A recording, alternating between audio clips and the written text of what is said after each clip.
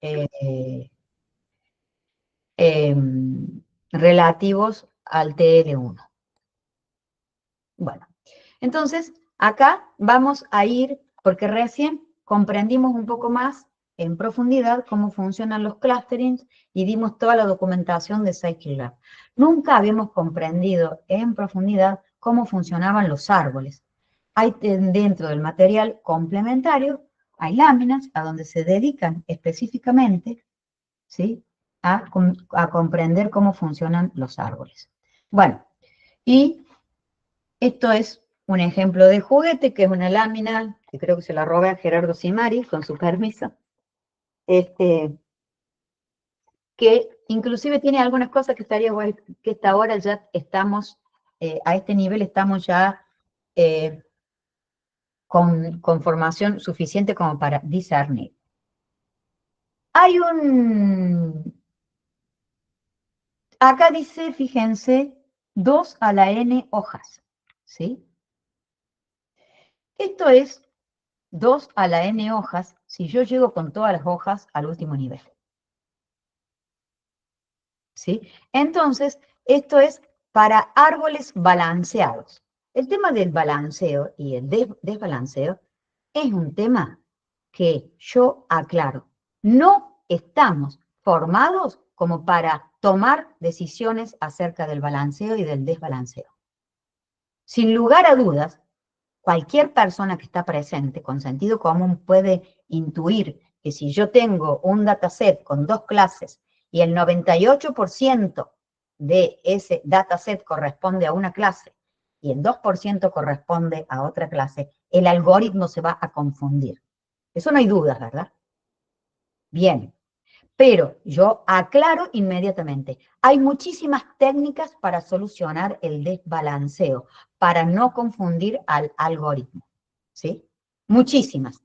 Y no es tema de la materia. El desbalanceo hay que, una vez que comprendimos bien toda la materia, hay que estudiar en profundidad y ver qué se ha hecho. Hay muchas soluciones, ¿sí?, que son erróneas, ¿sí? Entonces hay que tener mucho cuidado con eso. Yo estoy en un foro de inteligencia artificial internacional, que a diario recibimos los resultados erróneos, y no les miento, son miles de resultados publicados con error. ¿Por qué? Porque creen que el desbalanceo se corrige de una única manera y para un único problema y para un único modelo. No, es un gran grito, no.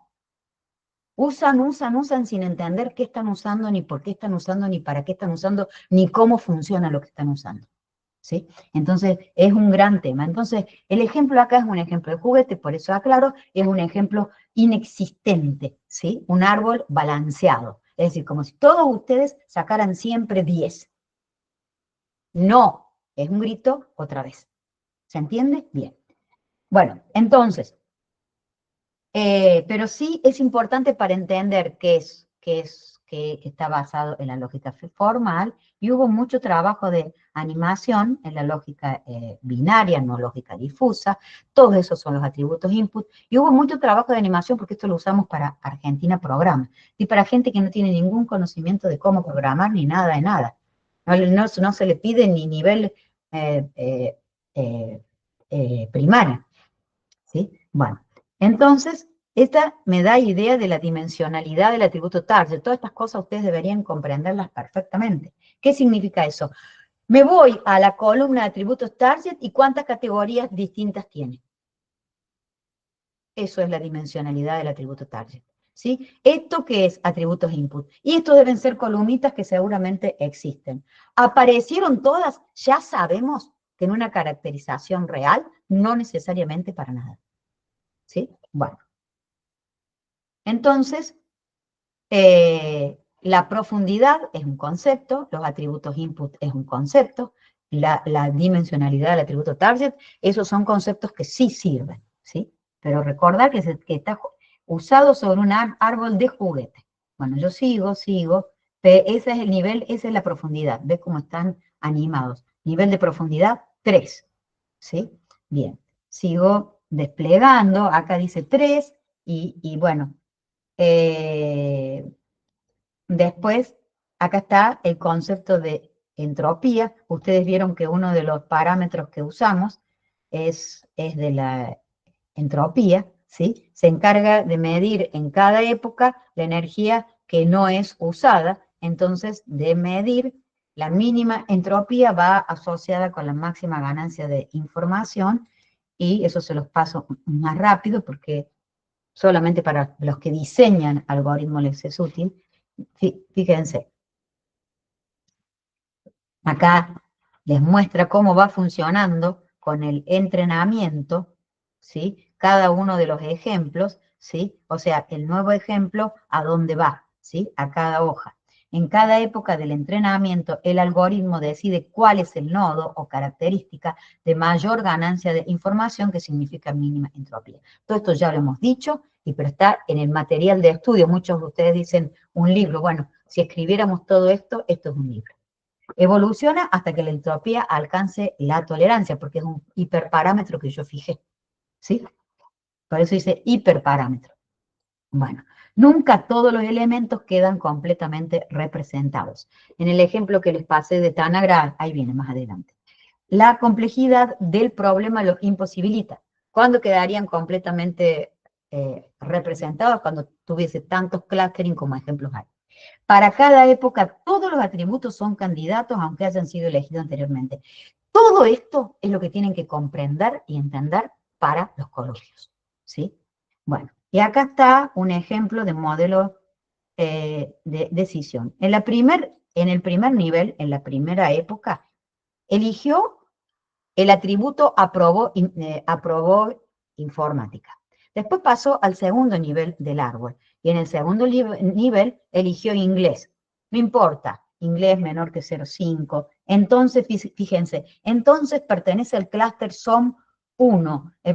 Clúster SOM 1 cayó en clúster SOM 2, 2. Entonces yo ya sé que está usando SOM, no está usando Camins. Y dice, yo me voy a esta. Si sucede esto y sucede esto, entonces pertenece a este clúster. Y ahí están, en ese clúster están representados por completo 381 ejemplos. O sea, todos los que están ahí cumplen con esta regla. En cambio, bajo por acá, voy a seguir. Pero ya fíjense, acá hay otra regla. Si sucede esto, entonces pertenece al clúster SOM 3.1. O sea que ya como mínimo sé que qué tamaño, cuántos clúster hay en este SOM como mínimo. Si yo les dije que acá hay un SOM 2.2 y acá hay un SOM 3.1, ¿cuántos clúster hay como mínimo en este SOM?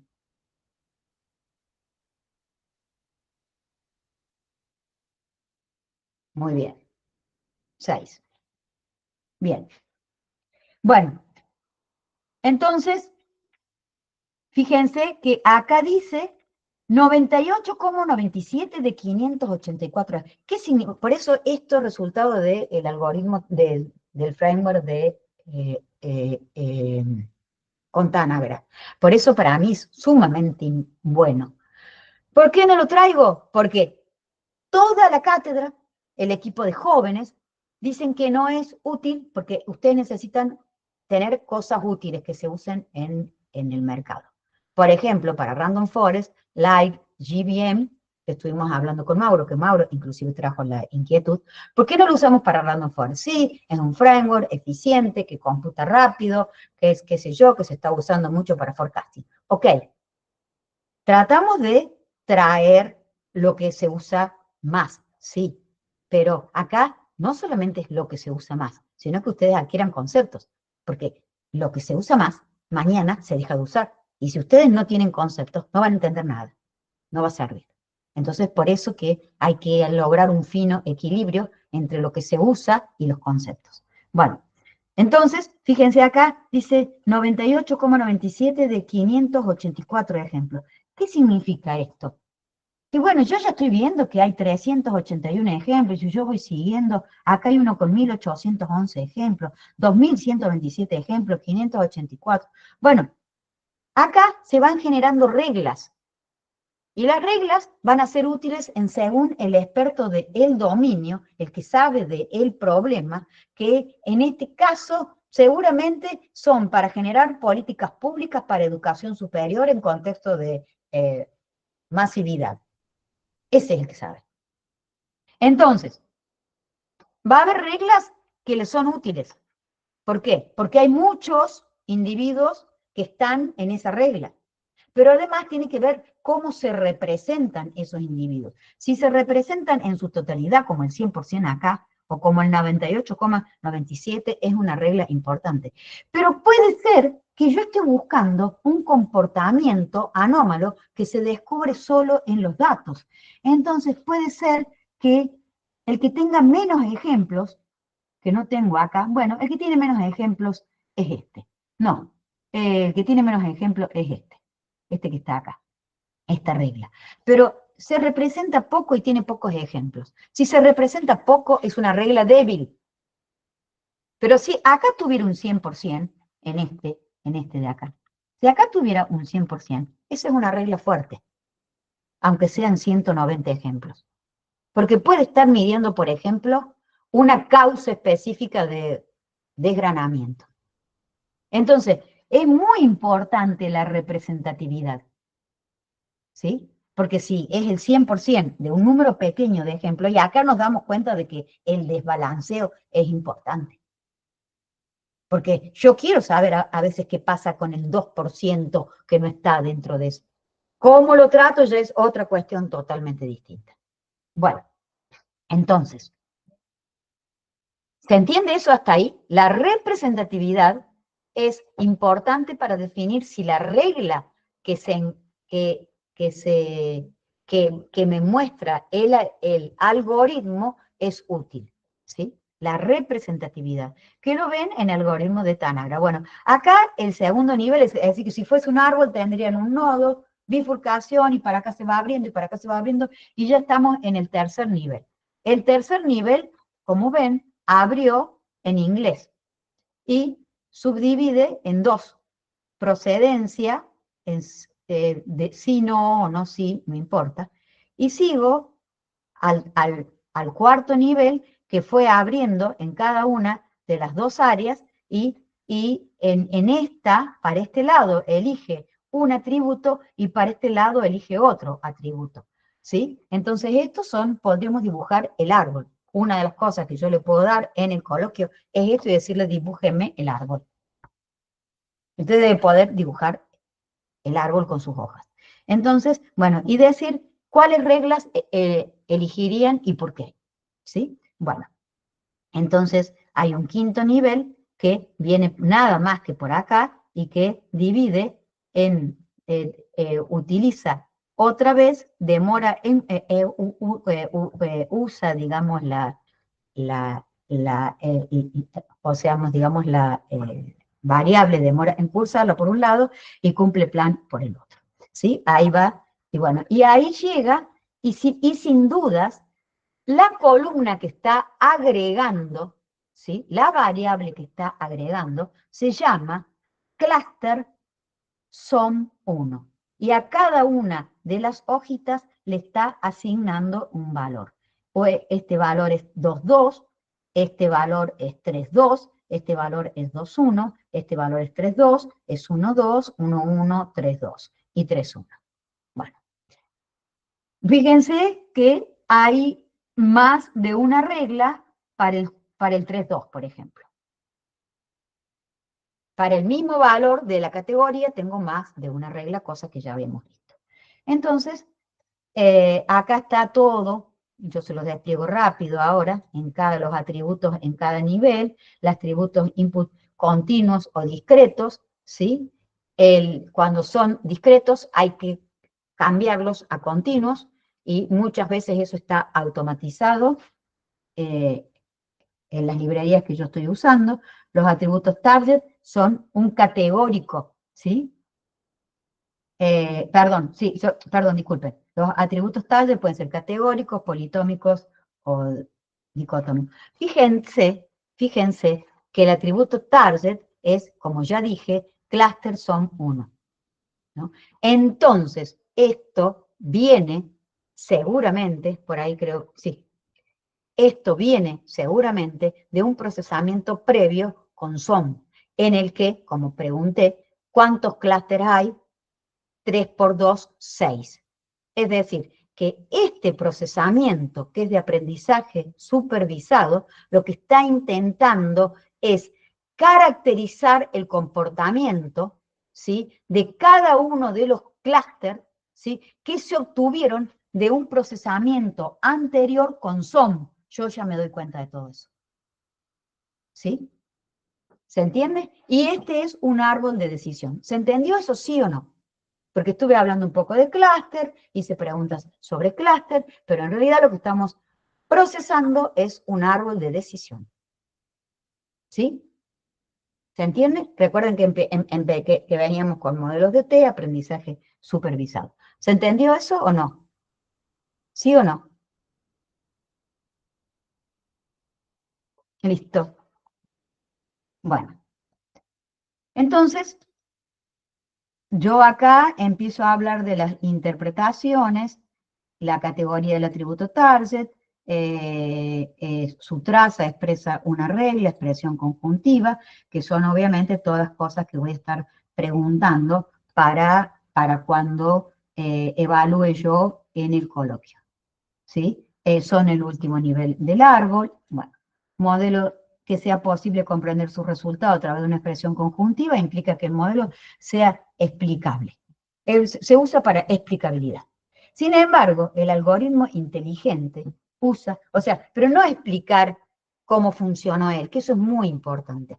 El resultado, ¿sí?, es una herramienta de explicabilidad. ¿Cómo funcionan los TD, los TD y DT? Que en realidad eso es lo que está pidiendo, eso es lo que se está pidiendo por detrás. No lo estoy explicando acá. El resultado, la salida, es una regla, con lo cual sirve para explicar otros modelos y para caracterizar, ¿sí? El algoritmo inteligente usa, por ejemplo, criterios de entropía para decidir subsimbólico, o sea, que esto no hace que las personas entiendan cómo funciona este algoritmo, sino que este algoritmo, su resultado, es una herramienta de explicabilidad. Mientras más profundidad hiperparámetro, es decir, que se puede controlar tengo el árbol, más denso y exacto resultará, es decir, un overfitting. Un árbol completo, inacible, es aquel en que todos sus ejemplos están representados por completo. Es necesario encontrar el justo equilibrio entre interpretabilidad y densidad. Todos los ejemplos terminan asignándose a alguna de sus hojas, solo que no quedan completamente representados en ellas. Bueno, y acá temas de complejidad que ya hablamos, y los árboles se podan, y esto ya lo hemos hablado. Fíjense que todo esto está requete contradicho. Entonces, esto es un ejemplo que lo paso rápido porque esta es la descripción de un árbol, estos son resultados, fíjense la mención de Scikit-Learn que vieja que es, definir el algoritmo, predecir y entrenar. Entonces, decir, predict, fit. Bien, todas las librerías, los que tenemos, los ensambladores solo pueden predecir, vamos a trabajar con random forest, dentro de los decision tree, tenemos el ejemplo de juguete que lo hemos visto un montón, a esto lo hemos visto, pero acá está con toda la librería, y decir que los árboles de decisión solo tienen implementado acá, por lo menos hasta la versión última que yo revisé. Bueno, acá están todos los tipos de criterios, Gini, entropía, ¿sí?, para clasificación y para regresión, que lo dije hace un montón, o sea, de tiempo, la distancia de Poisson, perdón, digamos que el desvío de Poisson lo dije hace mucho tiempo, ¿sí? Y el error medio cuadrático es el que es el que habilita usar el descenso por el gradiente, que lo vamos a ver después. Esto es los de Random Forest, que lo paso rápido, y esta es una curva de calibración de la que no había hablado todavía, y es una métrica que mide cuán bien representa y se predicen, es muy parecido a la diagonal principal de la matriz de confusión. Entonces acá se llama una curva de calibración o de fiabilidad, y la óptima, ¿sí? Es la función identidad. Y fíjense cómo están indicados, ¿sí? Cómo funciona la regresión logística, que no lo hemos visto, pero es aprendizaje supervisado. Perdón. Sí, ahí está. Las redes, o sea, de Bayes, la máquina de vector soporte para clasificar y random forest. Son todos predictores estos, ¿sí? Bueno, esta es la curva ROC, que es la integral, ¿sí? Yo creo que Mauro habló algo, yo también hablé algo. La integral, ¿sí? Es decir, si yo, fíjense que es la tasa de, o sea, de true positive contra la tasa de false positive. Lo que yo quisiera es que todo estuviera acá. Entonces, la integral, ¿sí? Sería todo el área que estoy recorriendo yo. Entonces, si yo estoy por debajo de esta línea de puntos, directamente es una indecisión total, ¿sí? Entonces, no funciona. Si estoy por encima de esta línea, esto es lo que me va dando para una categoría, ¿sí? Y dice, la curva ROC, que es la integral, tarea, averigüen qué significa ROC, sé que es AOI, que es la integral bajo la curva, es concepto de estadística, averigüenlo y consulten lo que no comprendan. Bien, lo óptimo sería que la integral me diese 1. La integral acá, que es un área, me da 0,79. Pero eso si yo sigo, acá tengo el ejemplo para, fíjense, porque hay varias, porque está hecha para la clase 0, para la clase 1 y para la clase 2.